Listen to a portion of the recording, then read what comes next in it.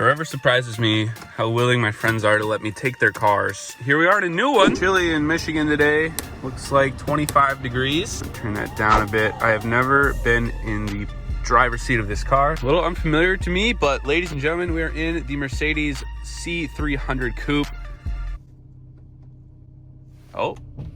All right, there we go. That's the wipers. All right, if you couldn't tell, this is not my car. The owner of this car, one of my good friends, he decided to let me borrow it, review it for like an hour and a half. So I had some time before my class and it just worked out. This video is going to be just kind of, like an informal review of this car. It's kind of what we did with the Tesla, except he's not driving my car. Thank you, Andrew, for letting me borrow your car, man. This is really quite fun. So I literally just hopped in this car. My first impressions are the interior has already exceeded what I was expecting. For starters, the sound system is great. We've already tested that out. I've literally only sat in this car one time and it's been in the passenger seat. So everything is so different.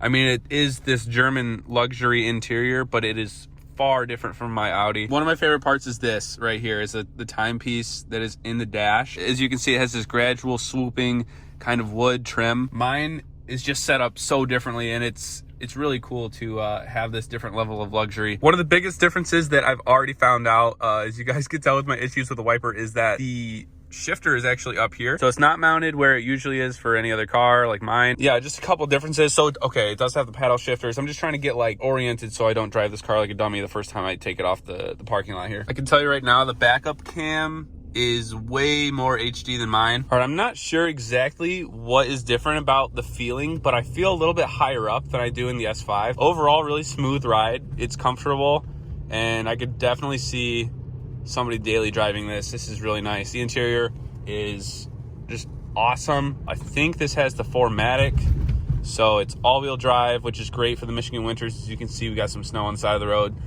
Quite a clear day though in comparison to a couple that we've had last couple weeks here. Not a terrible day to be driving. Steering's about the same weight as it is on my car. So I've driven all three, BMW, Audi, and then now Mercedes-Benz.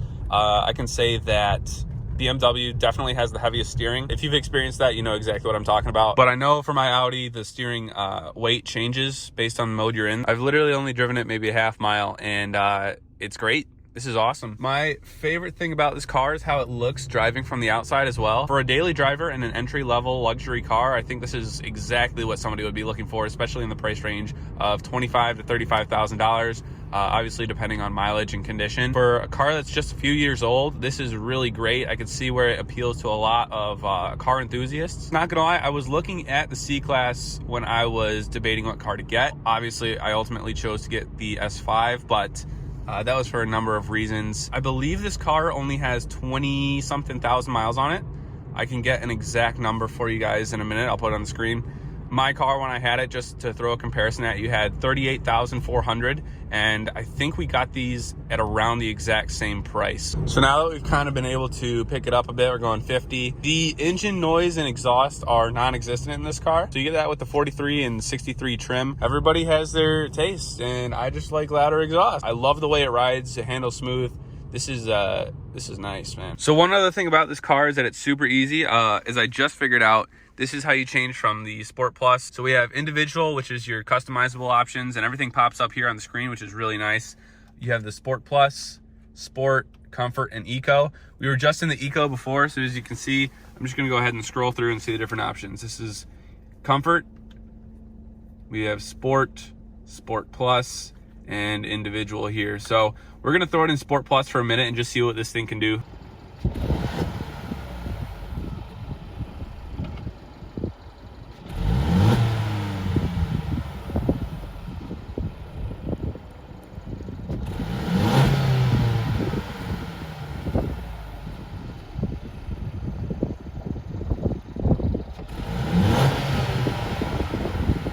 This Mercedes 300 4MATIC Coupe has a 241 horsepower inline-4 engine. It gets 23 miles to the gallon in the city and 29 on the highway. The inline-4 in this car is going to push this to 0 to 60 in 5.9 to 6 seconds. My favorite part of this car has got to be the exterior look. I love the look of the sleek coupe. Also, the front end on this car is really something special. As far as interior on this car goes, it has a giant sunroof. The interior is really nicely molded. It is definitely a driver's car. Things are really oriented towards the driver. Well, in a matter of like 2 seconds, we just got some pretty bad weather, so that really sucks, but I was able to get some good shots of the car. That exhaust, I must say, is not exhilarating, but it's not supposed to be for this car. The higher trims of the C-Class have obviously proved themselves to be like the warriors of the group, but this car being entry-level luxury is so cool. It sounds pretty good, and all things considered, 6 seconds 0 to 60 is not terrible. So since I love comparisons on this channel, we are going to throw it up against the BMW 430i and the Audi A5 for the same year. So a BMW 430i is going to make 248 horsepower and go 0 to 60 in about 5.96 seconds. So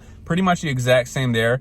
The Audi A5 really surprised me. Spec sheets on that car says it makes 220 horsepower, but 0 to 60 happens in 5.6 seconds. So obviously everybody has a preference for entry-level luxury. I think all those are great options, and especially for now 3 years old, this is like the sweet spot right now, especially in 2020.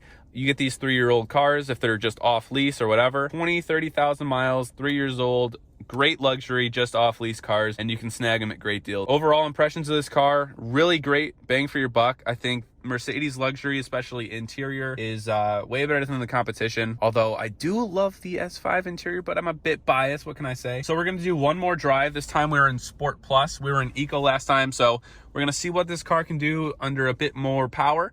Now that the engine's warmed up and we got some revs in. So we're going to test the power just a bit. I don't want to go overboard with it. Like I said, this is not my car and the driver's not with me. So I'm only going to do what I think he's comfortable with.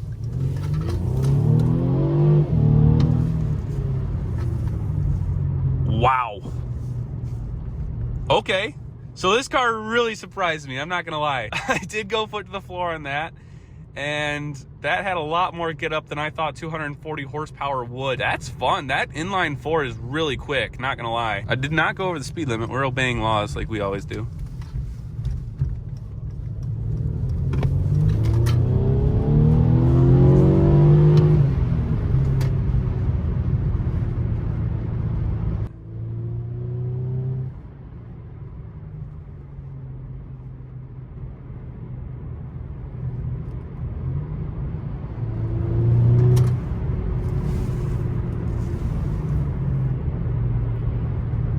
Like I said, that definitely surprised me for an inline four. 0 to 60, I could definitely believe 6 seconds.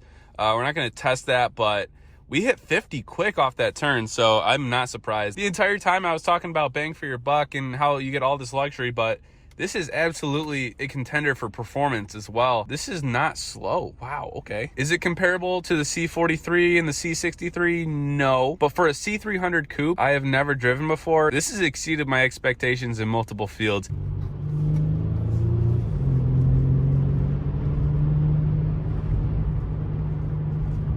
Weather got really bad out of nowhere. I don't know. I can barely see like 100 yards in front of me. It's just kind of whiteout conditions right now. So we're going to take it safe. I'm glad we got to get a good review in while we could. Guys, thank you so much for watching the video. Like I said, we're closing in on 900 subscribers, so we're trying to hit that by next video. Yeah, I'm really glad we could get out and review a new car because it's been quite a while since we've done that. I think the last one we did was with the Tesla Model X. If we're lucky, we might get more content on that. Obviously, it's up to the owner of that car what we do. I don't think I've driven a Mercedes since I drove the C63 AMG that Carson bought, but I'm blown away on the quality and the value you really get out of these entry-level luxury cars, especially with this quick inline four. I have got to say, this is a surprising review for me. I knew we were in for the luxury aspect, but I'm really surprised by the power this car puts down. I would definitely recommend this to anybody looking for entry-level luxury. Again, this is the 2017 C300 Coupe. Oh, and look, that's really funny. I was just talking about a Tesla. That's him right there.